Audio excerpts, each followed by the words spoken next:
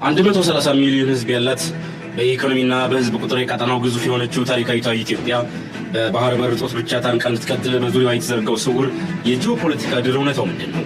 በአሁኑ ወቅት ግብፅና ሻዕቢያ ከሌሎች ኃይሎች ጋር በመሆን በአንድ ትልቅ አጀንዳ ላይ ስትራቴጂካዊ ውህደት ፈጥረዋል። እርሱም ኢትዮጵያ በምንም ታምር ወደ ባህር እንዳትደርስ ማድረግ የሚል ነው። ይህንን አካሄድ ዓለም አቀፍ የደህንነት ተንታኞች የመዳረሻ መከልከያ ቀለበት ብለው ይጠሩታል። ለረጅም ዓመታት የኢትዮጵያ የባህር በር ጥያቄ ሲነሳ የሚታየው በኢኮኖሚ መነጽር ብቻ ነበር። ከፍተኛ የሎጂስቲክስ ወጪ፣ በየዓመቱ ለጅቡቲ ወደብ የሚከፈል በቢሊዮን የሚቆጠር ዶላር። እዚ ትሪእዎ ዘለኹም ኣብቲ ሃገራዊ ቴሌቪዥን ኣብ 2-3 ቻነላት ወሪዱ ዘሎ እዩ። ስለምንታይ ከምዚ የርእየኩም ኣለኹ? ሕቶ ናይ ኣፍደገ ባሕሪ ዝብል መን ይዓፅወና ኣሎ፣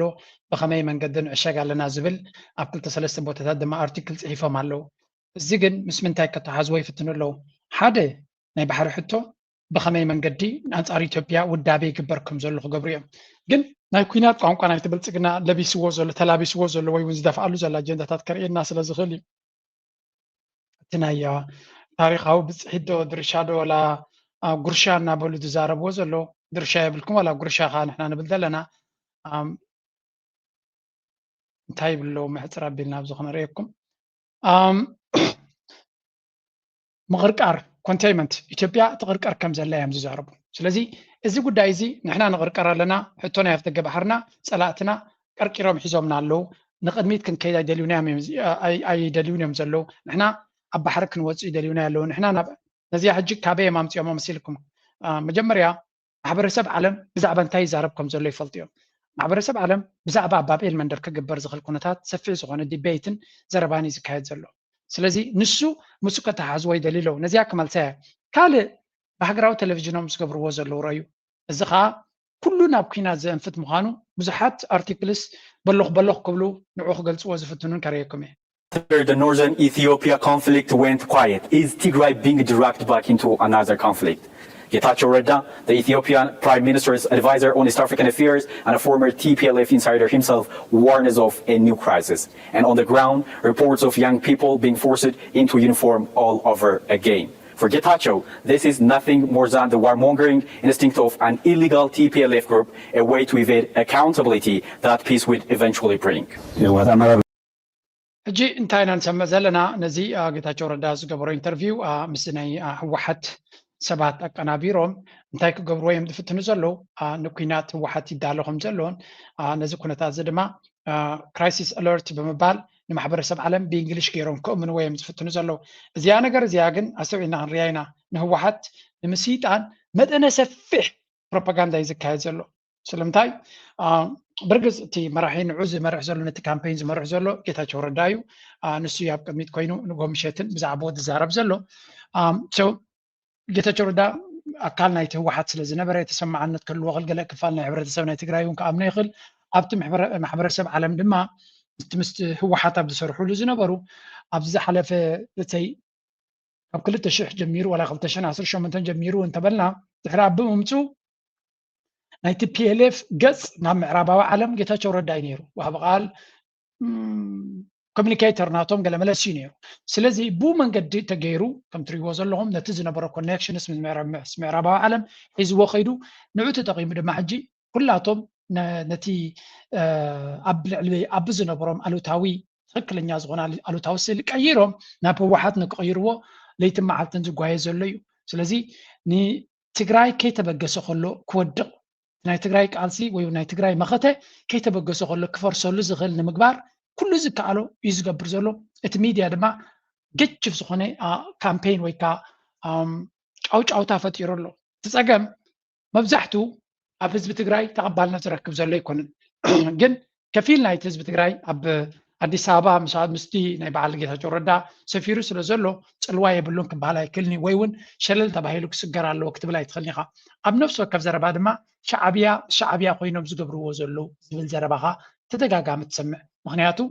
ንብልፅግና ያይ ተጎሪሑለይ ተሸጢሩለይ ተባሂሉ እንድዩ ብሓንቲ ዑፍ ብሓንቲ እምኒ ን2-3 ዑፍ እዮም ዝብሉ ዘለዉ። ምክንያቱ እንድሕሪ ንህወሓት ትነቅፍ ኣለኻ ህወሓት ክትነቅፍ ከለካ ኩሉ ግዜ ንመን ኢኻ ትረብሕ ትሃርምካ እዮም ዝብሉ ሻዕብያ ጎኑ ኣሎ። ምክንያቱ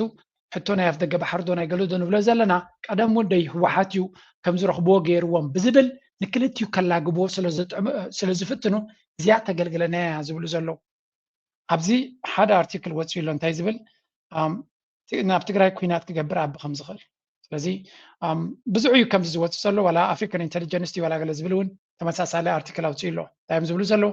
ኢትዮጵያ is sliding towards a new Tigray war ኢትዮጵያ ናብ ሓድሽ ናይ ትግራይ war ተኣትኾም ዘላ በዚ ኢንተርናሽናል ክራይሲስ ግሩፕ ዝወፀ እዮም ዝብሉ ዘለዉ is Ethiopia sliding towards a new Tigray war እዮም ዝብሉ ዘለዉ I don't know we'll see እጂ ገለ ካብቲ ዝብልዎ ዘለዉ ከረየኩም ولا هو حتون ارتكل او تيلو مجلس او تيلو معناته ابي احمد نبانات كوينات كوج يدنادن الله زبل مجلس او تيوم كم زلو كريكم تناتهم ونسو حاوسنا خنريو نغلينا جنتاي زبل زلو ابزي 2020 وور ابتي اسرع او كوينات ناي تግራይ ዘጋጠመን ዑመ ከም ግምት ወሰዱ ወይ ብላሎ a great war described as one of the deadliest conflict of the 21st century ታብ እስራ ዝተገበረ ኩናት ኣብዚ ሕጂ ዘለና ዘበን 21 ዘበን እቲ ዝኸፈ ኩናት ክበሃል ይኽእል ኢልዎ ከም ቀዳማይ ኩናት ዓለም ዝነበረ ስታይል እዩ unlike typical African insurgencies it was a conventional war with massive troop movements and high casualty rate ናይ ቀርኒ ኣፍሪካ ኩናት ብፍላይ ድማ ኣብ ኢትዮጵያ ዝግበር ኩናትን ናብ ኤርትራ ገፁ ዝግበር ኩናትን ኣብ ካልእ ኣፍሪካ ካብ ዝግበር ኩናት ፍልይ ዝበለ እዩ ሕጂ ድማ ኣብ ሱዳን እውን ንሪኦ ዘለና ኣብ ካልእ ኣፍሪካ ጠርቋሽ ኩናት እዮም ዝገብሩ ንሽተይ ተተኻኺሶም መንግስቲ ተቐይሩ ገለ ትሰምዕ ናይ ቀርኒ ኣፍሪካ ብፍላይ ድማ ኣብ ኤርትራ ኢትዮጵያ ዝግበር ኩናት መስካክዒ ኩናት ምዃኑ እዩ ሕጂ ድማ ኣብ ኢትዮጵያ እንተሪእና ብዙሕ ሰራዊት ናይ ፋኖ እንተሪእኻዮ ዋላ እውን ፋኖ ንኣብነት ከምቲ ዝድለ ከምቲ ብዝሕናቱ እቲ ኩናት ናይ ትግራይን ናይ ኢትዮጵያን ናይ ትግራይን ናይ ኤርትራን ወይ እውን ኤርትራ ምስ ኢትዮጵያ እዚ ኩናት እዚ ግን ኣዝዩ ሕማቕ ኩናት እዩ ዝካየድ ስለዚ ኤርትራ እንተወሓደት ኣልያ ኣላ ኣብ ትግራይ ክግበር ዝኽእል ሕጂ እውን እንተኾነ ከቢድ ኩናት ክኸውን ከም ዝኽእል እዮም ዝነግሩ ዘለዉ warning experts note that the international community including the US failed to prevent the war despite clear warning signs in 2020 ወላ እውን ኣብ 2020 ኣሜሪካ ይኹን ካልኦት ሃገራት ንጹር ዝኾነ ናይ ኩናት ኣንፈትና ተራእዮ ከሎ ጠጠው ከብልዎ ኣይከኣሉን ውፅኢት ናቱ ድማ ብዙሕ ሰብ መይቱ ኢንፋክት ኣብዚ ቀረባ ዝወፅእ ሓበሬታ ጀዋር ዘውፅኡ ሓበሬታ ዝብሉ ሽዑ ኣምባሳደር ናይ ኣሜሪካ ብኢትዮጵያ ዝነበረ ንኣብይ ኣሕመድ ኩናት ንክጅምር ይደፋፍኦ ከም ዝነበረ ኣክንጠጠው ዘብሎ ኩናት ንክጅምር ንኣቢ ይደፋፍኦ ከም ዝነበረ እውን ተገሊፁ ይብሉ ስለዚ እንታይ ማለት እዩ ኣሜሪካ ትደልዮ ዝነበረት ኩናት ሕጂ እውን ልክዕ ነዚ ኩናት ሕጂ ክግበር ተኮይኑ ኣሜሪካ ትደልዮ ከም ዘላ ምልክት ኣሎ እዩ እንተወሓደ ኣሜሪካ ጠጠው ከተብሎ ትኽእል ዓቕሚ ነይርዋ እዩ ኣቢ ኣብ ኢዶም እዩ ዘሎ ብኣይኤምኤፍን ወርልድ ባንክን እዩ ዝንቀሳቐስ ዘሎ ስለዚ ንኣቢ ጠጠው ከተብሎ ኩናት ትዝቐለለ እዩ ንኣብነት ንሻዕብያ ጠጠው ከተብሎ ገለ እንተሓሲቡ ንሻዕብያ ጠጠው ከተብሎ ማራ ከቢድ እዩ እንታይ ክትገብሮ ትኽእል እገዳታት ፈቲንካ ኢኻ ንኢትዮጵያ ግን ኢትዮጵያን ኤርላይንስ ዝበሃል ኣለዉ ንእሽተይ መጠንቀቕታት ሂርካ ኣባ ከለይ ጠጠው ዝብል ምክንያቱ ፍራጃይል እዩ ትቁጠባ ናቱ ብቐሊሉ ክፅሎ ዝኽእል ኣሜሪካ ድሌታ ክትገብሮ ትኽእል እያ ድሌታ ክትገብሮ ትኽእል እያ ስለዚ ኩሉ እዚ ኣቢ ዝገብሮ ዘሎ ዕንደራ ብፍቓድ ናይ ኣሜሪካ ምዃኑ ርዳእና ክኽእል ኣሎ ኣሜሪካ ሸለል ስለ ዝበለቶ እዩ ለንቀነ ሕጂ ኣብዘን ዝሓለፋ 14 ሰዓታት 48 ሰዓታት ኣምባሳደር ናይ ኣሜሪካ ብኢትዮጵያ ዘሎ እቲ ኤርቪን ማሲንጋ ዝበሃል ምስ መን ተራኺቡ ነይሩ ምስ ናይ ኢትዮጵያ ኢንቴሊጀንስ ሰርቪስስ ናይ ስለያ ናይቲ ርድዋን ሁሴን ዝበሃል ኦፊስ ተራኺቦም ሓባራዊ ስራሕ ክሰርሑ ምዃኖም ነቲ ኣብ ኢትዮጵያ ዘሎ ግርጭት ዘጋንኑ ወይ እውን ዘጉልሑ ዘለዉ ሚድያታት ይኹን ካልኦት ባእታታት ኣብ ደገ ዘለዉ ኣሜሪካ ኣብ ገለ ዘለዉ ምስ ኢትዮጵያ ብቐረባ ክሰርሕ ከም ዝደሊ ኢሉ ገሊጹ ኣሎ እንታይ ማለት እዚ ድምፂ ናይቲ ዝቃለስ ዘሎ ህዝቢ ለሰይ ከምዚ ናይ ኣምሓራ ሚድያታት ኣብ ደገ ዘሎ መዓት እዮም ዘሳድድዎም ዘለዉ ስለምንታይ ንኣቢ ንክድሕን ፀገም ናይ ኢትዮጵያውያን ደገ ንኸይወፅእ ዓለም ንኸይፈልጦ ዝኻ እንታይ እዩ ዲሞክራሲ ፍትሒ ሂማን ራይትስ ክብሉ ከለዉ ንዓታቶም ኣብ ዝምችእ ጥራይ እዩ ንኣሜሪካ ክንደይ ግዜ ነጊረኩም ኣሜሪካ ንጉስ ወይ ዲክታተር እያ ትፈቱ ኣብ ካልእ ዓለም ክኾን ከሎ ንጉስ ወይ ዲክታተር እዮም ዝፈቱ ስለምንታይ ኣብ 4 ዓመት 5 ዓመት ዝግበር ምርጫ ሪስኪ ንዖም ዘይፈቱ ሰብ ክምረፅ ይኽእል እዩ ስለዚ ንዓታቶም ዝድግፍ ሃገር ምስኦም ሰራሕቲ ኮይኑ ዲክታተር ክኸውን እዮም ዝመርፁ ወይ እውን ንጉስ ክኸውን እዮም ዝመርፁ ምክንያቱ ንጉስ ሓንሳብ ምስ ኣመንካዮ ምኻ ሚንካ ጥራ ዘይኮነስ ፈንጂ ምስ ተኸልካሉ ስልጣኑን ኮረሻናቱን ስለተገድሶ ምሳኻ ክሰርሕ ይኽእል እዩ ስለዚ እዚ ንሪኦ ዘለና ኩነታት ድማ ኣብይ ኣሕመድ ዳርጋ ሓደ ኢማራት ኣብ ኣንጉዕ ኣትያቶ ከም ዘላ እዩ ዝንገር ዘሎ ኣብ ኣንጉዕ ናቱ ኣትያቶ ኣላ ካልኣይ ድማ ኣሜሪካ እቲ ኢራን እቲ ኢማራት ዝበሃል ምስ እስራኤል ኮይኑ ድማ ንኣሜሪካውን ዝዝውር ዘሎ ሓይሊ እዩ ኣብይ ኣሕመድ ድማ ናቶም ደገፍ ስለ ዘለዎ ጥራይ ዝኩሉ እንደራ ዝገብር ዘሎ ብሓፈሻ ትግራይ ኩናት ክምለስ ከም ዝኽእል የጠንቅቑ ኣለዉ both sides realized that total military victory was impossible so the goal ኣብቲ ውዕል ፕሪቶሪያ ክፍረም ከሎ ስለምንታይ ተፈራሪሙ ንዝብል ክልቲኦም ሓይልታት ጠቕላላ ዓወት ንምርካብ ከቢድ ከም ዝኾነ ምስ ፈለጡ እዮም ተፈራሪሞም ማለት እዩ ሓደ ነቲ ሓደ ዝሰዓሮ ይኮነን ግን ጠቕላላ ነቲ ካልኣይ ክስዕሮ ግን ግዜ ክወስድን ከቢድ ክኸውን ከም ዝኽእልን ስለ ዝፈለጡ እዮም ተፈራሪሞም እዮም ዝብሉ ግዳስ ኣሜሪካ ዝገበረቶ ምዃና ኤርትራ ተኣምን ብዝኾነ ሕጂ እንታይ እዩ ፀገሞም ኮንቴስትድ ላንድ ዝበሃል ኣሎ እቲ ምዕራብ ትግራይ ዘሎ ዘይተመለሰ ሕቶ ኣሎ TPLF ፍራግመንቴሽን ናይ ህወሓት ምምቕቓል እውን ኣካል ከመይ ገይሩ ናይ ህወሓት ምምቕቓል ኣካል ናይ ኩናት ክኸውን ዝኽእል ግን ድሓን ዝበልዎ ይኹን ከም ድሌቶም እንታይ እዮም ዝብሉ ዘለዉ ዝውን internal splits and shifts in leadership have created instability Tigray is currently in a political limbo neither fully reintegrated nor fully autonomous which is financially and politically unstable ትግራይ ኣብዚ ከበደ ሽግር እያ ዘላ ሓደው ናብቲ ፌደሬሽን ዝበሃል ናይቲ ብልፅግና ናይቲ ኢትዮጵያ ኣትያ ኣካል ናይቲ ፌደሬሽን ኮይና መሰላ ረኺባ ወይ እውን ካብኡ ተፈንቲታ ናታ ኣውቶኖሚ ወይ ናታ ነገር ክትገብር ዘይትኽእል ኣብ መንጎ ዘይርጉእ ኩነታት ናይ ቁጠባን ፖለቲካን ተፈጢራ ተቐርቂራ ከም ዘላ እዩ ዝበሃል በዚ ድማ ክትቅፅል ኣይትኽእልን ገለ መፍትሒ ግድን ክረኽቡ ክኽእሉ ኣለዎም እዩ ዝበሃል regional powder cake the conflict is no longer just internal it is shaped by እቲ ፀገም ድማ እቲ ዞባ ብምሉ ዳርጋ ቃልቃል ዝብል ዘሎ ቦታ እዩ ናይ ሱዳን ጉዳይ እንተሪና ብዙሓት ሓይልታት ኣብለው ይብሉ ኣለዉ ስለዚ turn to pull into entire region into a belt of economic from Yemen ስለዚ እቲ ኩነታት ኤርትራ ፎርማሊ ኢትዮጵያ ሳላይ ናው ally against Tigray now ኤርትራ ድማ ምስ መን ኮይና ከም ዘላ ምስ ህወሓት ወጊና ከም ዘላ እውን ይነግሩ ኣለዉ ማለት እዩ ኢጅፕት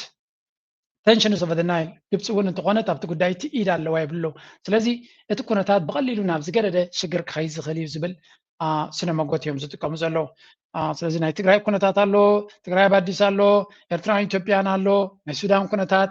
እቲ ከባቢ ከቢድ ዝኾነ ብድሆታት ኣለዎ ኢሎም እዮም ነቲ ማሕበረሰብ ዓለም ከእምኑ ዝፍትኑ ዘለዉ path forward I don't think ነዚ ኩነታት ብቐሊሉ ክፈትሖ ዝኽእል ኣካል ዘሎ እቲ ዝቐለለ መፍትሒ ኣነ ከም ዝመስለኒ እቲ ዝቐለለ መፍትሒ ንኣብይ ኣሕመድ ዝግ ምባል እዩ ነይሩ ምክንያቱ ነቲ ብምሉእ ዞባ በፅቢፅ ዘሎ ኣካል ኣብይ ኣሕመድ እዩ so there is no left and right ኣብዚ ንፁር ዝኾነ ኩነታት እዩ ዘሎ ነቲ ከባቢ በፅቢፅ ዘሎ ኣብይ ኣሕመድ እዩ ግን ኣብይ ኣሕመድ ጠጠው ከብልዎ ሸውሃት ስለ ዘይብሎም ኣፐታይት ወይ ከዓ ድሌትን ድልውነትን ስለ ዘየለ ዝገበረና ገበረ ንጎ ምሸትን ንሃገራት ከም ትሪእዎ ዘለኹም ሓንሳብ ኤርትራን ግብፅን ሱዳንን ኮይኖም መፅኦም ንብል ሓንሳብ ኤርትራን ትግራይን ካልኦት ፅምዶም ኮይኖም መፅኦም ንብል ሓንሳብ ግብፅን ሶማልን ኤርትራን ኮይኖም መፅኦም ንብል this endless theories መፅኦም ንዝብል ካብ ፍርህ ናይ ስነ ኣእምሮ ዝመፅ ስለዚ እዚ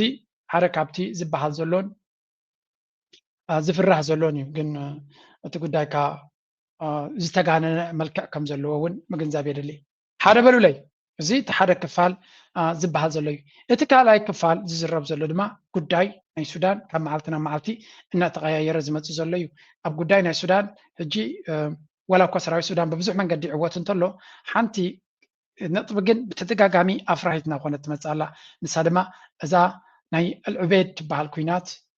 from Kosti in White Nile State to the city of Al-Lubayd, capital of North Kordofan. Al-Lubayd is a strategic city that links central Sudan to the capital Khartoum, as well as to the western region of Darfur, and has been the focus of intense RSF drone strikes in recent weeks. RSF drone strikes on the road from Kosti to Al-Lubayd means that sites like this one are not uncommon. Now this here was a commercial truck that was taking off from Kosti, heading to Al-Lubayd to supply ከም ትሪእዎ ዘለኹም ኩናት ናይ አልዑቤድ ሎሚ ደ ይጅምር ፅባሕ እናተባሃለ ዝዝረበሉ ዘሎ እዩ ድሮናት ናይቲ ዳዕመ ሰሪዕ ብዙሕ ግዜ ዕንወት ይፈጥራ ከም ዘለዋን ኣብቲ መስመር ናይቲ ናብ አልዑቤድ ዝኣቱ ምንቅስቃስ ኩሉ ግዜ ሽግር ምስ ፈጠሩ ምዃኖምን ሕጂ እውን እንተኾነ ከቢድ ዝኾነ ሓደጋ ከም ዘለዎን ሱዳን ከቢድ ወጥሪ ኣብ ከቢድ ብድሆ ኮይና ነዚ ኩነታት ትፅበየ ከም ዘላ እዩ ዝንገር ዘሎ ኩነታት ናይ ሱዳን ኣሰካፊ ደረጃ እዩ ዘሎ ግን ከምዚሉና ሃለዎ ከሎ ግን ኣነ ዝገርመኒ ሰብ ናብ ሱዳን ይመለስ ኣሎ ስለምንታይ ካብ ግብፂ ናብ ሱዳን ዝምለሱ ሰባት ከም ዘሎ ምርዳእ የድሊ because people are sick and tired of it ስደት ኣሰልችዎም It's taken nearly a week of driving and crossing international borders for these people to reach Omdurman. They're part of a government-run voluntary return program. They've come back home to Sudan from Egypt, where they fled more than 3 years ago to escape the fighting. The first thing I'll do is find my home and see what has become of it. Then I'll look at schools. One of the things that brought us back is education. Outside Sudan, classes were not consistent, but here schools stayed open, even during the conflict. It was hard being outside the country and seeing children progressing with their studies. So ከም ትሪእዎም ዘለኹም ካብ ግብፂ ዝተመለሱ እዮም ናብ ሱዳን ዝተመለሱ ሰባት ኢና ንርኢ ዘለና ሱዳን ኣብ ከቢድ ዝኾነ ሓደጋ ከላ እቲ ህዝቢ ግን ናብ ዓዲ ይምለስ ኣሎ እዚ ንባዕሉ ኣርኣያ እዩ ኣርኣያ እዩ ናይ ብሓቂ መኸተ ይበሃል እዚ ሃገር ብዘይ ህዝባ ትርጉም የብላ ሃገር ብዘይ ህዝባ ትርጉም የብላ ከም ሓንቲ ኣገዳሲት ነጥቢ ክረአ ዘለዎ እዩ ኣብዚ ቀርኒ ኣፍሪካ I'm really sorry to say this but we got to understand this situation ከም ኤርትራውያን እውን ሓደ ካብቲ ኣበርቲዕና ክንዛረበሉን ክንሰርሓሉን ዘለና ኮይኑ ስማዓናን ዓይሲ ኣብ ቀርኒ ኣፍሪካ ሱዳን ውሰድ ኢትዮጵያ ውሰድ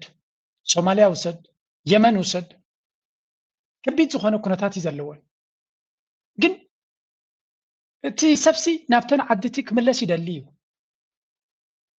ማለት ናይ ህላዌ ፈተናታት ዘለዎ ዓድታት እዚ ክልል ኣምሓራ እንተሪኢኻዮ ወይ እውን ክልል ኦሮሚያ እኳ ድሓን ካብና ትግራይ እንተሪኢኻዮ this a big tragedy going on ሱዳን ብዓብዪ ጅዚ ካርቱምሲ ርሑቕ ኣይኮነን ካብ ዘሎ ቤት ዝበሃል ዘሎ እቲ ዳዕመ ሰሪዕን ገለን ኩነታቱን ሪኢኻ ግን እቲ ህዝቢ ይምለስ ኣሎ ሓደ ኣማራፂ የብሉ ካልኣይ እቲ ህዝቢ ምምላስ ሰናይ ነገር እዩ I think we really need to figure out ህዝብና ክምለሰሉ ዝኽእል መንገዲ ንሕና ኣነ እቲ እንኮ ዘጉየኒ ኤርትራዊ ምስ ወፅና ዓዲ ክምለስ ዘይደሊ ምዃኑ እዩ እዛ ኩነታት እዚኣ ተተሓሳስበኒ እያ ኩሉ ግዜ ኣብ ዝኾነ ይኹን ኣብ ማዓስከራት ይኹን ኣብ ገለ ይኹን ኤርትራውስ ንኤርትራ ክምለስ ኣይመርፅን እዩ ዘሎ ጅዚ ስለምንታይ ትመልሱ ሰነፋት እዮም ኣይብሎም ናይ ኣነት ኩነታት እውን ምቹእነት ክልሎ ሓደ እቲ ብዓብዪ እቲ ሰብ እቲ ኣገልግሎትን ገለን ፀልዩ ዝሃድም ተሎ እቲ ኣገልግሎት ተመሊሱ ክምልከቶ ስለ ዝኽእል ክምለስ ኣይደልን እዩ ስለዚ ብዓብዪ ኤርትራ ህዝባ ንምእካብ ክትገብሮ ትኽእል ነገራት ርግፅ ቅድሚ ቁርብ ተለይ ደቃይቕ ብልፅግና ናብ ኤርትራ ኩናት ክውጅ ከም ዝኽእል ኢና ንዛረብ ዘለና ሕጂ ካብ ሕጂ ንሎሚ ክግበር ዝኽእል ኣይኮነን ግን something that needs a vigorous work ከቢድ ዝኾነ ስራሕ ዘድልዮ እንተሎ ህዝቢ ኤርትራ ንደገ ምውፃእ ጥራይ ዘይኮነስ ብዝተኻለ መንገዲ ኤርትራዊ ንዓዱ ክምለሰሉ ዝኽእል መንገዲ ምስራሕ እውን ሓደ ካብቲ ኣነስ ዕድመ እንተሂብኒ ኣብዚ ቻነለይ ለይቲ መዓልትን ክጉስጉሰሉ ዝደሊ ነገር ተሎሲ እዩ ኤርትራ ብዘይ ህዝባ ኤርትራ ህዝባ የድልያ እዩ ፀጋ ዘለዋ ሃብታም ሃገር ካብኡ ናብኡ ድማ ሰላማ ዘውሓሰት ሃገር እውን እያ ሰላማ ዘውሓሰት የስ ካብ ደገ ዝመፅእ ፈተናታት ብዙሕ እዩ ዘሎ ሕጂ እውን ቀሊል ኣይኮነን ግን እዞም ካልኦት ጎረባብትና ናይ ደገ ፈተና ኣለዎም ናይ ውሽጢ ፈተና ድማ ኣለዎ ክልቲኡ ዘለዎ ንኣብነት ኢትዮጵያን ሱዳንን ናይ ኩናት ፈተና ናቶም ኣፈጣጥ እዮም ዘለዉ anytime it can happen ምክንያቱ ብኣልፋስጋ ዝበሃል ፀገም ኣለዎም ሕጂ ድማ በዚ ክሩሞክ ዝበሃል ወይ በዚ ብሉ ናይል ዝበሃል ከቢድ ዝኾነ ምፍትታን ኣለዎ ስለዚ anytime ናብ ውግእ ክምለሱ ዝኽእሉ እዮም ክልቲኦም ከቢድ ፈተና ኣለዎ ኢትዮጵያ ምስ ሶማልያ እውን ዘይተነፀረ ነገራት ኣሎ ኢትዮጵያ ምስ ኤርትራ ፀገም ኣሎ ብሓፈሻ እንታይ ማለት እዩ ንሕና ኤርትራ ወላ እኳ ፈተና እንተለና ኣነ ከም ናተይ ርዲት ኤርትራ ዝሓሸ ኩነታት ዘለዋ ኤርትራ እያ ወላ እኳ ካብ ደገ ክመፅእ ዝኽእል ፈተና እንተለዋ ዝሓሸ እዩ ስለዚ ህዝቢ ኤርትራ ኣብ ዓዲ ኮፍ ክብለሉ ዝኽእል ዘበለ ኩሉ ክንገብር ኣለና and I don't understand why people don't talk about this ኣብዚ ደንብ ሃገራውነት ሰብሲ ብዙሕ ዘይዛረበሉ ነገር ተሎ እዚ ኣነ ግርም እዩ ዝብለኒ ካብዚ ንላዕሊ ዘገዲስ ነገር እኮ የለን ነቲ ሃገር ኤርትራዊ ኣብ ዓዲ ኮፍ ንኽብል ኩሉ ሰብ ክሰርሕ ኣለዎ ክዛረብ ክኽእል ኣለዎ ማለት ኣነ እጂ እቲ ካብ ካልኦት ንላዕሊ ስለ ዝፈለጥ ክብለኩም ኣለኹን ግን ክሪኦ ከለኹ ኣነ ውዕል ፕሪቶሪያ ዝበሃል ካብ ዝፍፀም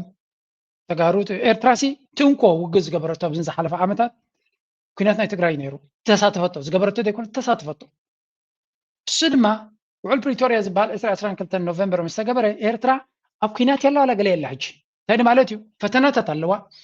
ሱዳን ክመፅእ ዝኽእል ፈተና ነዊሕ ርኢና ኣለና ስቲል እውን ዳዕመ ሰሪዕ ብኣፉ ክንደይ ግዜ ንኤርትራ ክፍክር ሰሚዕና ኣለና ኢትዮጵያን ብልፅግናን ካብ 2023 ጀሚሮም ኣይትቕሰኑ ይብሉና ኣለዉ ብሓፈሻ እዚ ነገራት እዚ ግን ኩሉ ግዜ ክህሉ እዩ ጎረቤትና ኢትዮጵያን 4 ኪሎን ዝበሃል ክሳብ ዘሎ ክህሉ እዩ ዝሰገር ኤርትራ ከመይ ጌራ ህዝባ ክውስኸሉ ዝኽእል መንገዲ ህዝቢ ኤርትራ ክብርክተሉ ዝኽእል ክዓብየሉ ዝኽእል ኣነ ቅድሚ 2 ዓመት ሓደ ነገር ብዙሕ ግዜ ዛረብ ነይረ ግን ድሓር እታ ሓሳብሲ ሰብ ኣይደገፈንን ብዙሕ ደገፍ ኣይረኸብኩላን ገዲፈ እያ ህዝቢ ኤርትራ ክፋረሲ ካምፔይን ክንገብር ኣለና ይብል ነይረ if you remember ኤርትራ ሲ ክባዛሓልና ክኽእል ኣለዎ ህዝቢ ከም ህዝቢ ብዙሕ ህዝቢ ክንከውን ክንፅዕር ኣለና ንዑ ድማ ካምፔይን ክንገብረሉ ኣለና ይብል ነይረ ግን ዳርጋ ብዙሓት ሰባት እታ ካምፔይን ብዙሕ ኣይፈተውዋን ምስለና ኣይደገፍኩምንን ኣነ ከዓ ሜቢ ኣብዚ ግዜ እየ ዝብል ዘለኹ ማለት ኢለ ሸፈፍ ኢለ ማለት እዩ ሓንቲ ካብተን ኣነ ካብ ልበይ ዝደልየን ህዝቢ ኤርትራ ክብር ክተልና ኣለዎ 8 ሚልዮን 10 ሚልዮን ክኸውን ክኽእል ኣለዎ ልዕሊ ኩሉ ድማ ህዝቢ ኤርትራ ዝኩሉ ሕጂ ንኣብነት ንኢትዮጵያ ኣብ ኢትዮጵያ ትማሊ ሓደ ናይ ዩንስ ኣርዲዩ ናይ ገለ ሪፖርት ኣብ ክልል ኣምሓራ ከባቢ ጎንደር ይረ ነይረ ኣብ ማዓስከራት ኤርትራውያንን ሱዳናውያን ገለብሉ ነይሮም እዚ እዚኣቶም እውን ኣይኖም ክምለሱ ይደልዩ እዮም ናይ ደገ ስፖንሰርሽፕ ይደልዩ ኤውሮጳ ክኸዱ ይደልዩ ኣሜሪካ ክኸዱ ይደልዩ ከምዚኦም ካልኦት ሃገራት ኣይኮኑ ሱዳናውያን ኣብነት ኣብ ግብፂ ስለምንታይ ደይወስድዎም ኣይወስድዎም እዮም የለን ስለዚ ኩሉ እቲ ፀገምሲ ተመለስ ኢልካ ጥራይ ክምለስ ዝኽእል ሰብ እውን ደለና ማለት ኣይኮንኩና I understand that ግን even ንሱ ከሎ we need to try ከም ዝተኻለና ክንፍትኖ ዘለና ኮይኑ ይስማዓኒ because ቁርብሲ ቀድኒያ ነዞም ኣብ ሓዊ ቃልቃል ዝብል ዘሎ ሰብ ክምለስ ከሎ ኤርትራዊ ግን ክምለሰሉ ኮርስ ከም በዓል ኣሜሪካ ናብ ምቾትን ዘሎ ሰብ ምስቲ ኩነታት ናይ ኢትዮጵያ ናይ ኤርትራ ዘላቶ ልክዕ ከም ኣፍሪካ ማለት እዩ ስድሩ ሒዙ ክምለሰሉ ዝኽእል መድረክ ኣይበፃሕናን ኣለና ክንብል ንኽእል ኢና እሱ እውን ክከኣል እዩ I'm pretty sure ክከኣል እዩ ኩነታት ተዓርዩ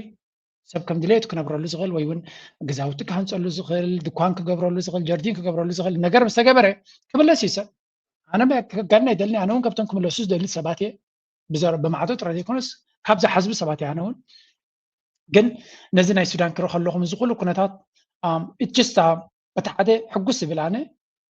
while our kids lagged behind. The conflict between the army and the paramilitary Rapid Support Forces, which started in April 2023, displaced more than half of Khartoum's nearly 8 million people. ዝኾነ ህዝቢ ሱዳን ናብ ዓዱ ይመለስ መላው ሰናይ ነገር እዩ ከም ህዝቢ ዝተበደለ ከም ህዝቢ እዚ የለን ምናልባት ነዛ በደልናቱ ኣምላኽ ኮን ይሰምዓሉ ይኸውን ምናልባት ነዚያ እስከስምዕዋ Sudan's Rapid Support Forces as a terrorist organization is gaining momentum here in Europe. The European Parliament is urging member states to officially designate the RSF. During a vote on the dire situation in the Sudanese city of El Obeid, MEPs also addressed the broader conflict in Sudan. For the first time, the Parliament explicitly condemned the RSF's foreign backers, naming the United Arab Emirates. Our regional correspondent, Bastien Renouy, reports. It will not end. ሕጂ እንታይ እዮም ዝብሉ ዘለው ባይቶ ናይ ኤውሮጳ ሕብረት ጉዳይ ናይ ሱዳን ብፍላይ ድማ ነቲ ዳዕመ ሰሪዕ ከም ሓደ ቴሮሪስት ኦርጋናይዜሽን ሌበል ክኸውን ክፅዋዕ ነተን ኣባላት ሃገራት ፃውዒት ገይሩለን ኣሎ ስለዚ ተን ኣባላት ሃገራት ነቲ ዳዕመ ሰሪዕ ዝበሃል ከም ሓደ ግብረ ሽበራዊ ትካል ገይሮም ሌበል ክገብርዎም ዘድሊ ስኩም ትክገብሩሉ ብባይቶ ደረጃ ውሳነ ሕሊፍሎ ግን ብሕጂ ፃውዒት ግን ገይሩሎም ኣሎ ከገድዶም ኣይክእል ነቶም ኣባላት ሃገራት መስለኒ እዚ ነገር እዚ ድማ ሓደ ካብቲ ተስፋ ዝህብ እዩ ምክንያቱ ጉዳይ ናይ ሱዳን ክብድ ዝበለ ጉዳይ ምዃኑ ኩሉ ሰብ ይፈልጦ እዩ ዘኽብዶ ኩነታት ድማ ብዙሓት ሓይልታት ኢዶም ዘእተውሉ ጉዳይ ስለ ዝኾነ ስለዚ ፀገም ናይ ሱዳን መፍትሒ ክረክብ ተኮይኑ ሪሊ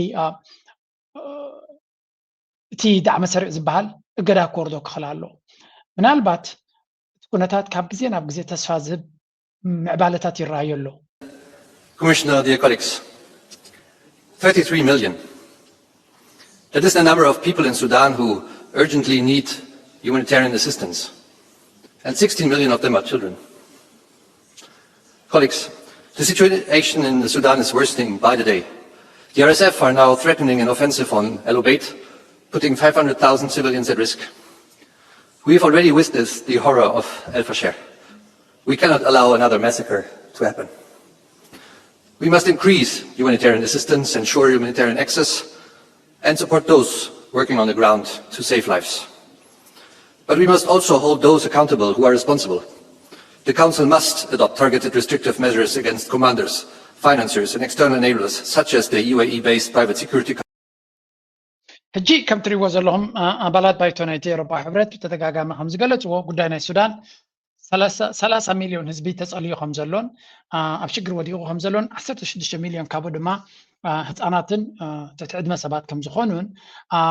ሕጂ ድማ 500,000 ዘለዋ ከተማ ልዑቤት ኣብ ኢድ ዳዕመ ሰሪዕ ወሪዳ ልክዕ ከምታ ኣልፋሸር ዝተገበረ ገበናት ክፍፀመሉ ዝኽእል ኩነታት ተፈጢሩ ኣሎ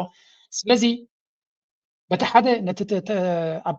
ከቢድ ዓዘቕቲ ወሪዱ ዘሎ ህዝቢ ሱዳን ንምርዳእ ክንጓየ ኣለና በቲ ካልእ ድማ ነቲ ፀገም ንዝፈጥር ዘሎ ዝግብኦ ስጉምትን ተሓታትነትን ንክረጋገፅ ኩሉ ዝከኣለና ክንገብር ኣለና እዮም ዝብሉ ዘለዉ ኢማራት ድማ ንመጀመርያ ባይቶ ናይ ኤውሮፓ እናተጠቕሰት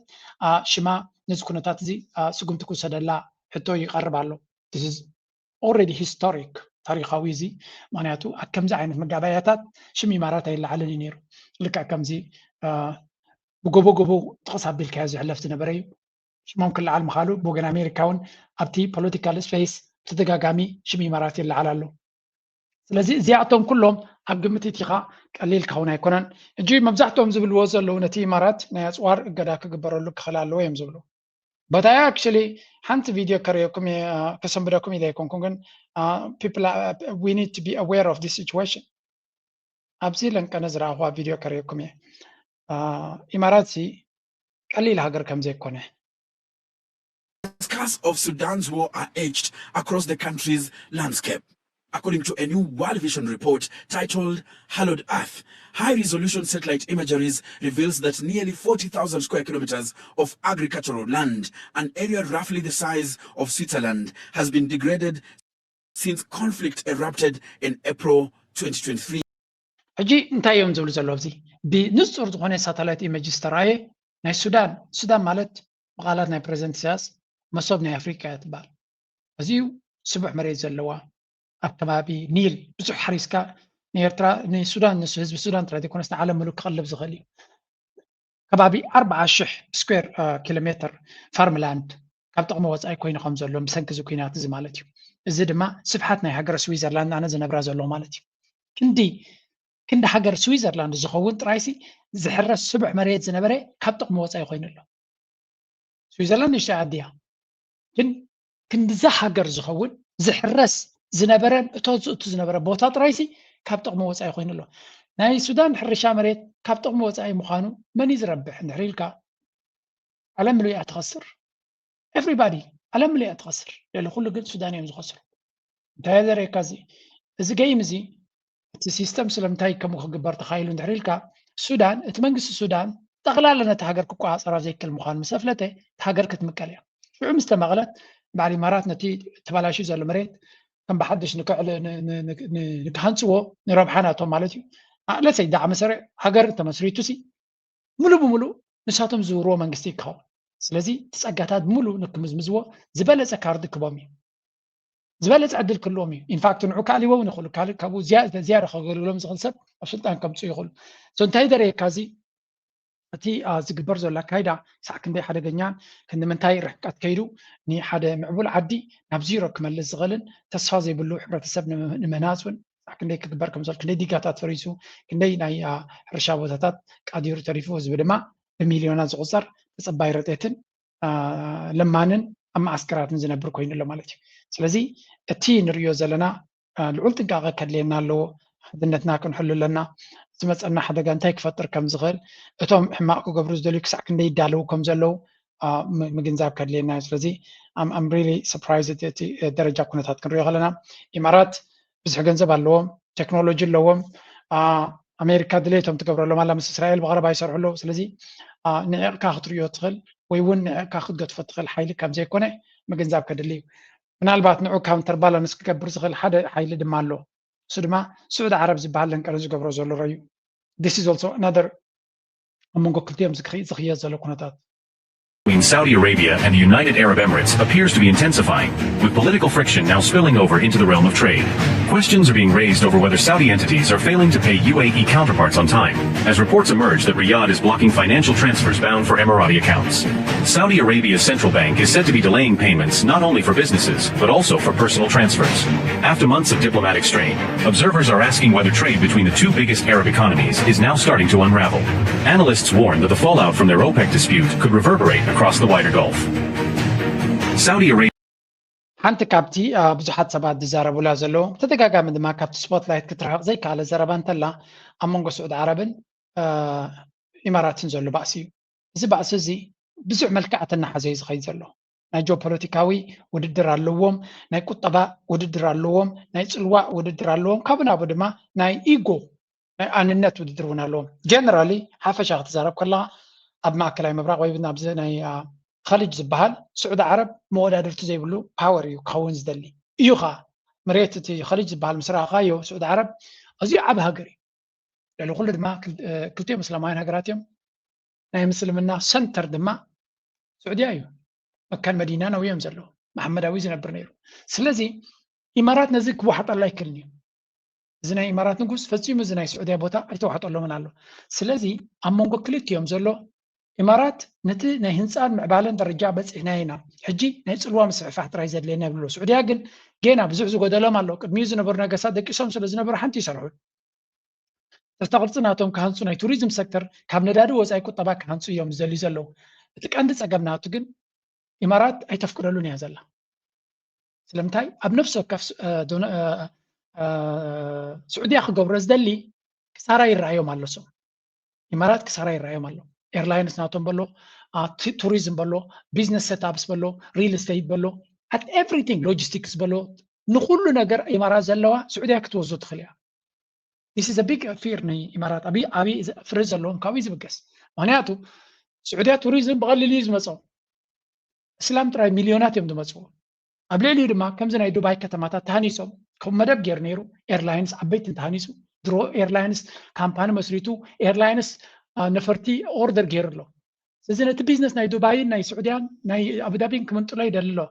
ካብኡ ንላዕሊ ድማ እንታይ ይሓስብ ኣሎ ዝበሃል ዘሎ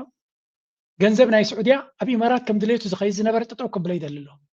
ስለዚ this is going to be a very ugly fight እዮም ዝብልዎ ዘለዉ ንሕና ድማ ንከታተል between the neighbors. Payments from ብሓፈሻ እንታይ ኢና ንርኢ ዘለና እዚኦም ክልቲኦም ሃገራት ኣብ ባንኪንግ ኣብ ቢዝነስ ኣብ ፅልዋ ኣብ ኩሉ ይበኣሱ ስለ ዘለዉ ወላ እውን እቲ ጉዳይ ናይ ሱዳን ምልስ ኢልካ ተሪኻዮ ክልቲኦም ኣብ ሱዳን እውን ብዙሕ ዘይረዳድእነት ነይርዎም መርገፂ ናቶም ኣብ ተፃራርዩ ናይ سعودያ መራሒ ስቕታ መሪፁ ኣሎ ኢማራት ግን ብምሉእ ካርድታታት ትንቀሳቐስ ኣላ ስለዚ እቲ ኩነታት ምስ ግዜ እውን ብዙሕ ምክትታል ዘድልዮ እዩ ኣብ ከባቢና ግን ዓብ ፅልዋ ክፃወት ዝኽእል ኩነታት ኢና ንርኢ ዘለና ኤርትራ ድማ ኣብዚ ጉዳይ እዚ በቲ ኮይኑ በቲ ምስቲ ስትራቴጂካዊ ኣገዳስነት ናታ ቀሊል ዘይኮነ ፅልዋ ክልዋ ዝኽእል ሃገር እያ ኤርትራ ብርግፅ ኣብ ዓይኒ ናይ ኢማራት ካብ ተኣቱ ነዊሕ እዩ سعود عربን ኢማራትን ክልቲኦም ኣብ ኤርትራ እንታይ ዓይነት ረብሓ እንታይ ዓይነት ምንቅስቃሳትን ይገብሩ ከም ዘለዉ ኩልና ንፈልጦ እዩ ስለዚ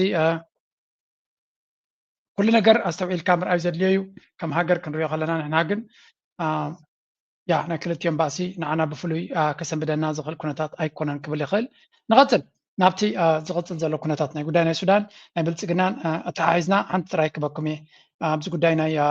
ኤርትራ ዝብልዎ ዘለዉ እዞም ብልፅግና ሓንቲ ኣርቲክል ወፂኣ ኣላ ባዕላቶም ያ ናቶም ኢንስቲትዩት ደውፃያ ሕቶ ናይ ኣብ ደገ ባሕሪ ናይ ኢትዮጵያ ሰለስተ ኣካላት እዩ ዝዕፆ ዘሎ ወይ እውን ንሕና ባሕሪ ንደሊ ኣንፃርና ዝኸዱ ዘለዉ ከምዚ ካትም ኮይኖም ክዕሽጉና ዝደሊ ዘለዉ ሓይልታት ኣለዉ ይብሉ ኣንቲ ኣክሰስ ሪንግ ንሕና ባሕሪ ከይንረክብ ኣፅዩ ክዓፅወና ዝፍትን ዘሎ ሓይሉ ኣሎ ኣብ መወዳእታ ግን እታ መደምደምታ ናቶምሲ ኣይንኽእሎን ኢና እዮም ዝብሉ እዚ ጉዳይ እዚ ከምዘይክእልዎ ይእመኑ ማለት እዩ ሶ ኢትዮጵያ ኣብ ደገ ባሕሪ ክረክብ እየ ትብል ቀደም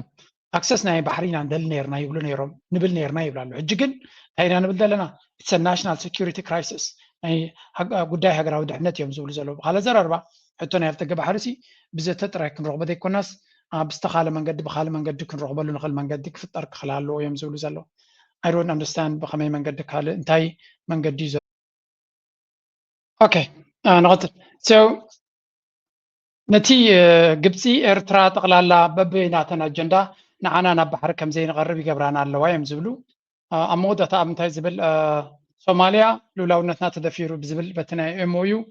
ምሳና ክሰርሑ ይደልዩን እዮም ሱዳን ድማ ኣብ ከቢድ ኮይና ስለ ዘላ ኣንጋዲት ናይ ካልኦት ፀገም ኮይና ኣላ ይብሉ ክልተ ነገር ይሩ the region is split between two opposing logics ክልተ ተገራጨውቲ ነገራት ኣለዉ እቲ ሓደ denial geography neighbors use alliances proxies groups and legal disputes to hem in Ethiopia and maintain the status quo access diplomacy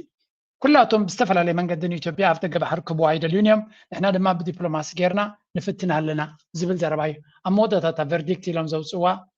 تبل دلا تا أمودة تنتهي لهم وسانة ينقرب على مسيلكم problem G Ethiopia cannot solve this with a simple port deal alone نزي قداينا يفتق بحر زبال زلو هذا الديل بمقبار تراك تفتح تخل تساقم كم زي كونه كرداك خلالو إثيوبيا يبلالو على the solution without a regional security compact that eases neighbors' fears and any port Ethiopia gains will remain politically and militarily vulnerable. So let's see, بزينا politikawi مرددا كمدما نايزوباوي نايزتاوي security متسسارن مرددان ني كالوت هجرات أفراريكا ويون كالوت هجرات سقعتنا تسمعن كترغبت خل ودب إثيوبيا بpolitika يون بخالد شجر كفترة الأمبر تقم 5 الله زخلا يكونن يمزولو. ስለዚ ብሓፈሻ ኩሉ እቲ ዝኸድዎ ዝነበሩ መንገዲ ኣብ ገጾም ንላዕሊ ገጾም ዝሸንዎሲ ኣብ ነፍሶም ይወርዶም ኣሎ ኩሉ እቲ ዝገብርዎ ዘለዎ ዕንደራ ኣብ ደገ ባሕሪ ዘምፅእ ከም ዘይኮነ ይዝርዶም ዘሎ ስለዚ anyway ንብልፅግና ዝብሎን ዝገጥፎን ደጋጊምካ ተዛሪብካ ዝመፅእ የለን ኩሉ ነዚ ምዚ ኣብዚ ንሪኦ ፀናሕና ዝገብርዎ ዘሎ ፕሮፓጋንዳ ባዕሎም ኣምፂኦም ነቲ ሕቶ ባዕሎም كم زي كون دما كأمانو خلوينا نريم زلنا سلزي this is what's happening كم يزبلو deluded زخونة بهوتتا زتبعته قربيتي زلنا نبهاتكم نقطفو مالتي كابوكاتيلهم نتي كونتات نايتقراي كاس كخنري أو ني هو حد زقبرو زلو كونتات نبينيو هو حد أنكي دوم زلو كالارسيو حنت جاي بدانا كبحري كيس جركوا خلوه لكنه أب سوشيال ميديا تزور زلا دما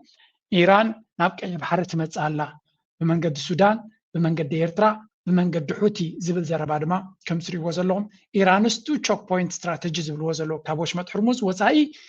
إيران بمولو تكاي بحر كنترول كتجبرت فتنا لا زبل زربا نسمع لنا again unfounded زخونة يغون ركب زي اللي مسير ترى زخونة يغون استجبر نجار يلن but they always using those kind of animationists مسير ترى ركب كم زلهم عباس كم زلون ناب عصب مسيهم خمون مسحوت جيرهم نقول لكم قاصر وكم زفتنو زجبر زلو زرباي إيرترا أبز حلفة أرنا ونحن عامتات مس إيران زجبرت نجار يلن كاب مسير ترى خطبلو إيران مس إثيوبيا زلوا عزم دنا عبي مس كالو كلنا كوابينا زلوا تمالت مالينا حدنا إيران دبلومات مس إثيوبيا تراقبو حتى أنا أفتكر بحرناتكم سنو ينرد علينا قلقلي الوب سلزي again but نتايو السودان أب السودان نتي سراويتنا السودان مالتيو مسؤوم سرح هذا مسلم برادرهود قال أسأل تبع لنا مسلم برادرهود ما كل جزينا بإيران كسبوا وسلز فتنو إيرترا دم السودان سرح لك كابزبل نيرترا نمت إسلام نيرترا نبكفاء زجبر زلوا كنا تاتون نرلنا زيتاتون نقرأ من قدنا كنريا كنكلالنا قمت كنوصل لهم كلالنا نادات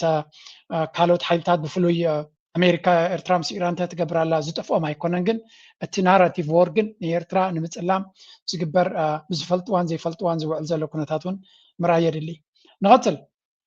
كينوتنا السودان دما نيفانو حد وتزولو نرى لكن فانو عبي وتهدراوي حيلي أمر خمزلو يزنقر زلو أبتز جبر ممرقتا دما مس أبس مدا يكون كله كل متأثرات كأتغم زغلن مزمل كتاع كال كسرح كم زلن مس كلهم حيلتات سريحونتي صلاحي كأل كم زلن قليس له مسون هذا كابتي ويزبلهم زلوين بلتقنا سلزي نهو حات كاب فلي تارجت كجبري فتنون تلو جن جنو نتي من يخاطب له فانو نايقت فونيم زلو نسم دونا كم زتري وزل لهم أياقي تخلو تروي ما يستني بزبل تمثلنا ثم رحتنا هو واحد بخمس جيرهم اتبع محرنيا زبل وزن بروس لدي صار حلهم عجبي إنجليش جيرهم نحنا أدي سابان هنسألنا تياتهم دما هقرهم يبروس له بزبل كم تقبرو بتتقع عمي تكسي زقبرو وزلوزي أنيميشن فيديو تطبع لهم زقبرو وزلوي واحد كم زقبرو جيركا نتي سألم مرأي وقت ساكندي مغن سأجمن وفيرهم كم زلو إن نرزلنا through negotiations and avoid actions that could undermine the progress achieved over the past 3 years. Keep scores. بزخانة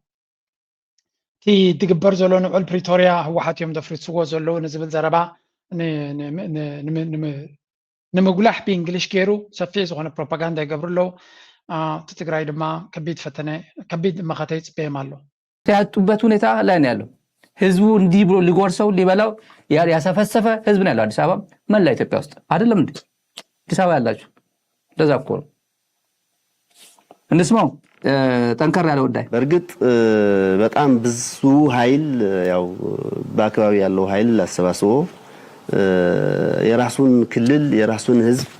ለመጨፍለቅ 2013 ወደ ትግራይ መጥቶ የሚችለውን ነገር ተፍጨርጭረዋል የትግራይ ህዝብ ተደራጅቶ አንድነቱን አስጠብቆ ያው በ8 ወር ባልሞላ ጊዜ ከትግራይ ተጠራርጎ እንዲወጣ ተደርጓል ተገድዶ ተጨፍልቆ የአሉላ ዘመቻ ያገኘው በሐፈሻ ተጋሩ ፍጹም ናይ በቲ ናቶም ናይ ትግራይ ሚድያ ተወጽ ዘለይዚ ኒ አብይ አሕመድን ፈቀራናቱን ፍርህ ከም ዘይብሎም ከምትናቱ ፕሮፓጋንዳ ናይ ኩናት ንጎምሸትን ዝገብሮ ዘሎ ሳተሙን we're not afraid of you ብዝብል መንገዲ ቅድሚ ሕጂ ስዒርና እንበርኪኽና ኢና ውፂናካ ሕጂ እውን ተመፂኻ ፀፊዕና ረጊፅና ኢና ከነውፃካ ዝመስል ዘረባዮም ዝምልስሉ ዘሎ እዚ ድማ ነቲ ዝብሎም ዘሎ በቲ ጽምዶ ወዲ ጽምዶ ናበለ ዝኸሶም ዘሎ ተቐባልነት ከም ዘይብሉ and they are ready to face him at whatever he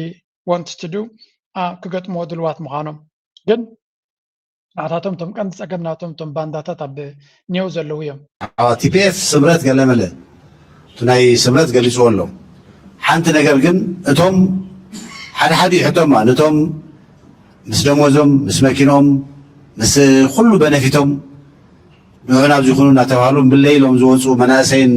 ጀነራላትን ኣንደርማይን ናይ ምግባር ቴንደንስ ዘለውን እዩ ዝመስል እቶም ወፂኦም ዘለዉ ጀነራላት ኮሎኔላት ወታደራት هاي إذا تبيليف بجيل حزو زلو بوليتيكا بتمنيان عجب كما خد عند اللين يلوم كل تقمم قديفهم زون سباتيهم هذه عمان من تعيشوا زي كودن هاي سبرت حشهر كوني يميل كامل جمات حد جزء نهاتهم عند الماين مقواريو ثم رحتين هبارة تقادلتهم بوليتيكا بزح يفولتهم وتادرات راح يكونون هذه ناي سبرت حشهر كي تقبروا وهم زمن تدليون ولا حتى تدلون ولا رايا يقبلون ودندرو يقبلون وش قبره يقبلون ودابته يقبلون زوده يتقبلون ملياتو كاوز لعلى نجار نهلون يوم بالله نايلهم مسيوم ما نم زي دفهم ما نم زي قدرهم سلازي لتناتهم انتاشمون انزي هذا عندكن تنايسول من قصاصن تنايو سراويت من قصاصن بفلا جيوغرافيكالي عدب زخنا له خبابي خما يجينا انا نوهدو خما يجينا انا على تقمن مصلو الكام حساب بتقال سزتكم نغريو سولكا كم تريوم دلهم تي ناي بعضات كان ጌታቸው ረዳን ፈጽሚው ውህደት ክፈጥሩ ይካሉን ዘሎ ኩሉ ነገር ምውህሃት አብይዎም ከም ዘሎ ኢና ንርዘልና I think በመሰረቱ ወን ሓንቲ ብዚያ ጓል መለስ በለት ታስከስምዋ ناخذ شومات ناي ملطاف ناي انتن خبزتن كفزروا ناي مزراب قد مدار يلهو اذا حكم مزراب ولا ملس انتهالو ناي ጌታቸው አሰፋ ፕሮጀክት ኢሳዓመት ዝገበረ ፕሮጀክት ኣሎ ኢለ ኢዛም ዝጸንሐ እዩ ንምንታይ እዩ ፕሮጀክት ዝተደልዩ ናይ ስድራ መለስ ሹምጥፋእ ንምንታይ እዩ ተደልዩ ንዝብል ድማ ንጌታቸው አሰፋ ንሰምሃል ብፍሉይ ስለዝጸልአ ወይ ስለዝፈትዋ ኢለ ኣያምነ ንሽምክ ንባዕሉ ዘነጻጸረ ዲን ይርጋና ካብ ንእስነት ተጀሚሩ ሰምሃል ካብ ዝተፈላለዩ ሰባት ወሊዳ ዝብል ኣብ ማሕበራዊ ሚድያ ኣብቶም ينتخ نيريو ولا ملس انتهالو ايه زلكا زلخو دحريو እንዳገደደ ኸይድ እዩ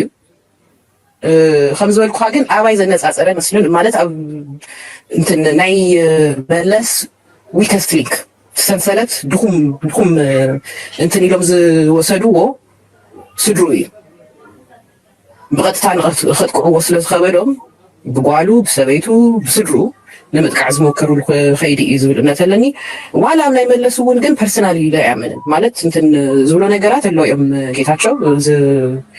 ወረቐት ከቕርበሉ ተለኹ ሻሎ ኢሉ ይድብርየለይ ነይሩ ዝብል ቅሬታ ከም ዘሎ ይፈልጥ ደብረጽዮን እውን ናብ ማይጨው ደብሪ ንዝብል ቅሬታ ከም ዘለዎ ይፈልጥ ፈትለ ወርቅ 79 ሕሰቦ ብዘይ ኣግባብ ገምጊሙኒ ወዲ ዜናዊ ዝብል ቅሬታ ከም ዘለዋ ይፈልጥ إذا كل قريتها وسبحات سبحات ودي وليتني لو زغن سبب له لا يعملن سوزن أقول له هو اللي خاو نلعب جن ما تكعت عزير ليه نتلم عت سلا زي دلايو نتحاسب سلا زي دلايو نتحاسب خد فوق سلا زي دلايو ناخذ عينة خناتات نخنقاتو سلا زي دلايو تقص أسعار زي بلهم قال ملس يا زياتري واصل لهم مبزحت جزء أبزي ميديا فتينا سلينا نتي بوليتيكا تجراي أب أنصار يرتراب زخدولو خنريو خلنا يكونوا حجي بتي ليجاسنا يملسي I don't think ولا نتينا يمسملس نبرم كنتات بفولو يكتقص وسيت سمع أسي أبزبنا ملس إثيوبيا تبو كم زنا برا قد نتينا يملس ليجاسي ولا توم تجارب علم compromise قبر ويد مسل هذا ده ملس يتعب من السوم ولا وين تده ملس مسو خلو وزن برام في حياتي كون زخل زابز كم زودي قوم زلو سلطانهم لوزنا قبرو كمي جيركا أبدي سابع سنترال بوليتيكا تصاوت أنيكا هديم كاتوس تجدد سيناريو بلانينج يلا حرابي عمد كبلت أكاي خليو بت أنسنا هو واحد زي برهاد لي بزوح نقري زلو كساب كندزي كمي جيركو ودق كيلو what happened like you have a 26 years experience كاب سلطان كاب تعب سلطان كتودل تخليقه كتورد تخليقه هذا جونيور كم أبز عمسله توتال إن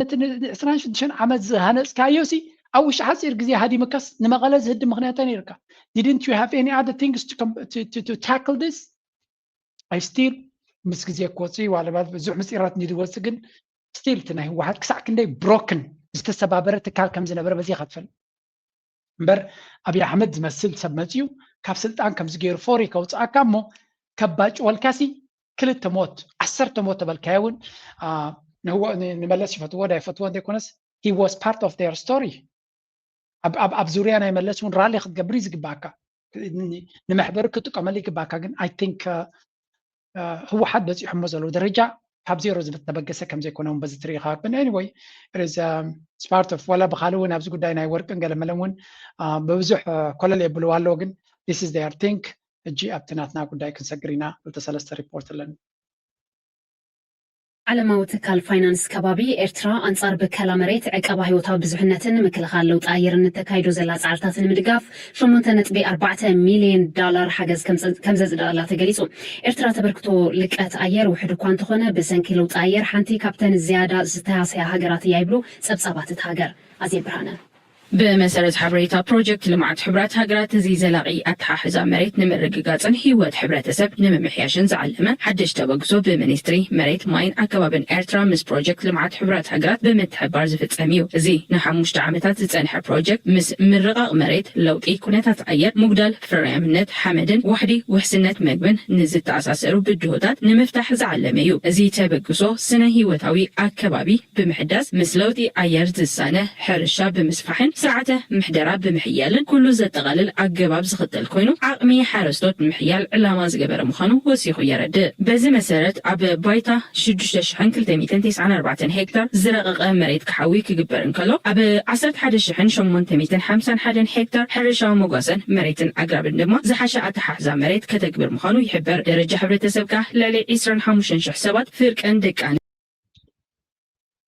كم تري وزن لهم بحكي تحقسيو زي نتي environment نيرترا أكباب نيرترا نمعكاب حمدن مريتن نيرترا نمعكاب نايشو من 1 مليون حجز إيرترا رغيبة نتي ما توت نتي عدنا نمعكاب زكبر زلو أبركتو قبر جميرو مالو سناي تبقسيو صبو تبقسيو درو لنك أنا كرمتاو ما توت تمهارو نيرترا أقرام نمتكال نتكبابين نمحواي زو تبقسو تاتي قبرو خمزلو ينانري زي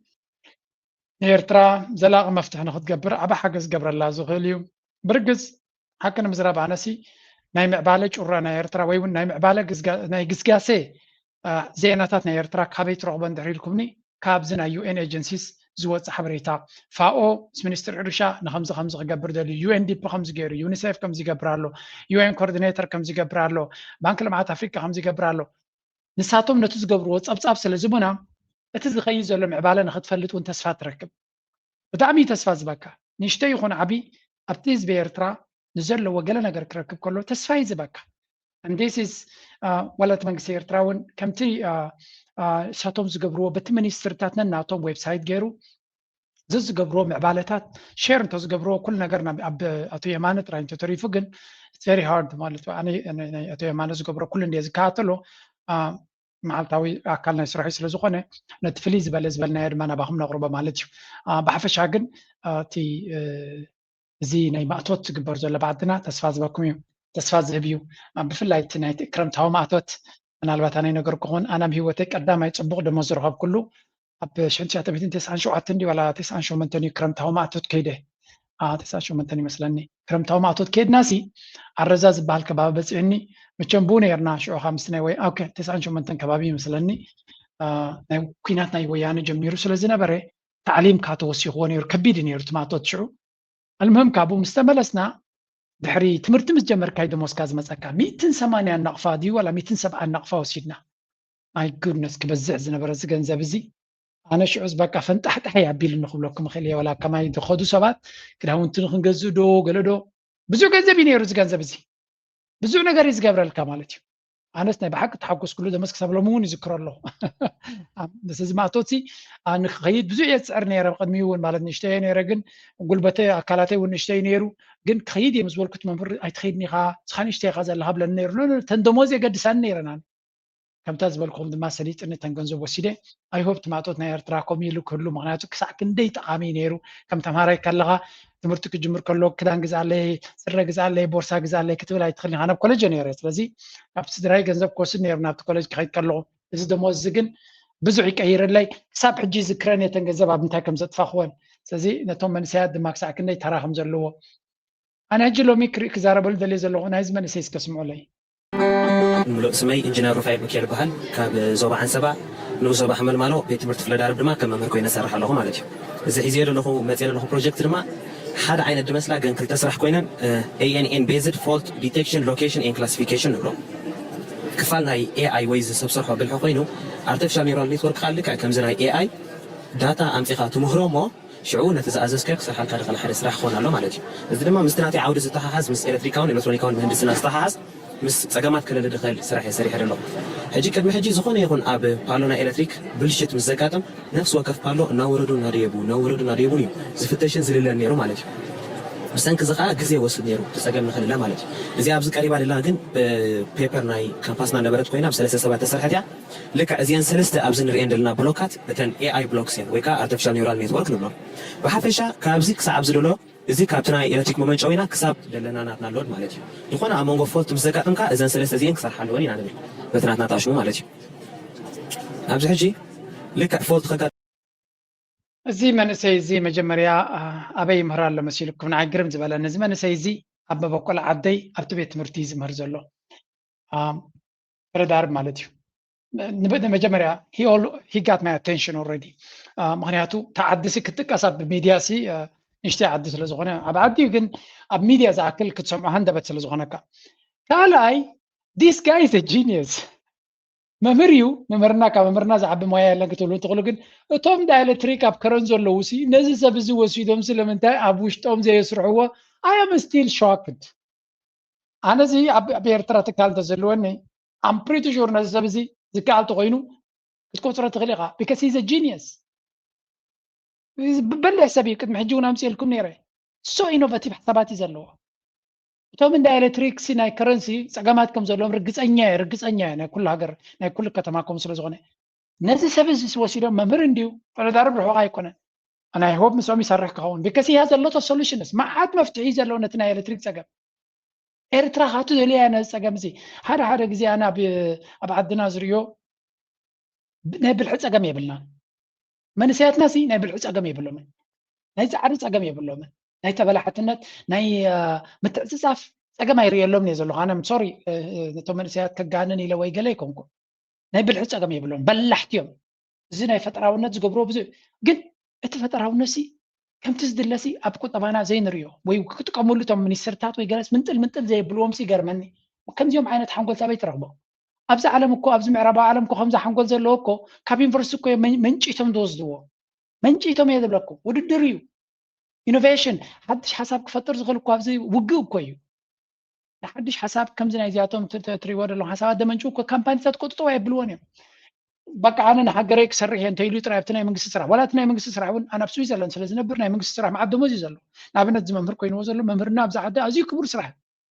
جن كم زين عايز ودي حساب نزلوا بني رابز هاجر زي توم كامبانيات نا إلكتريك مسوس تعازو وين إلكتريك نبرد سرعو من شيء تم وصل ونير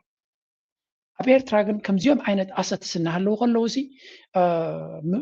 again sorry إن ممرنا يا غاي كونكرانا كاب ممرنا زعب ما يلا سلا ممهرانة أنا بس أكو سخونة درجة بس أنت وين سلا ممهرانة بس هيو ممهران عبد كبري زلني ممهرون يعني انتين مالتي جن زمان سيزي is brilliant ما نسي why don't we use it إني نعطي زيادة قد مع اللزغ البوتا إلكتريك كلت زلوا in fact أبتنا إيرترا من السرتاتنا عبيت إن إلكتريك وسيت كون كنت كملت غير غماناتو استجبنا إيرترا نيبالوتات استجبنا جلنا كفت زغل مفتعيد اللو كلايك زي presentation دبس حزر لوهانه but anyway somehow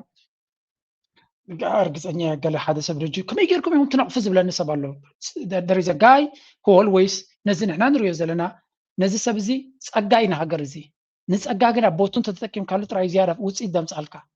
ندحري أبتبوتو دليل تتكلم كله تسأجا يباخني سبزي ممريو ويونا إلكتريك ممرك قبر ولا من إلكتريسيتي ممر أبزناي ما حبارات دي قال مهناته أنا كريو خلقه سأكونون إلكتريك مرد تزلني كنت solution سولوزل ترى سب كردوز خل سبايكون لازم نزين جرز أجاتات يبكايو حاجة استجير كله سلا على خيد دخليو أنا بعد عد أنا كم قليل لندحري تكالنا تابير ترى تمسريته أكسب شو كابتن كا لعل بس إكاخد صنعني خاجن I would happily مسوك سرع دسم بالنير I hope إذا كم قليل تا فيديو بس حتى حسابات له مسوك سرع دسم بالنير أنا جن again أعمل دروتن أجاتات دروتن نزيك كابون لعل حجر زيادة خجل جن زغل كويس سمعني بس خلنا جن أبدي channel كل جزء انتهي حسب كنا بندلينا تتصابوا سبات لهم حسب كنا بندلينا تحسبنا أثناء صبوت غينت ويوزوا كابوز بلش حساب لكم جن كابوز بلش حساب وصغلوا فهمت حساب يبقى لكم أي تقاوم لو ما رساب زغدة لايك جبروا شير جبروا ريتوا من حسابكم قدفوا thank you جمر قدني راح حبوب لا نقوله سيروا عجبوا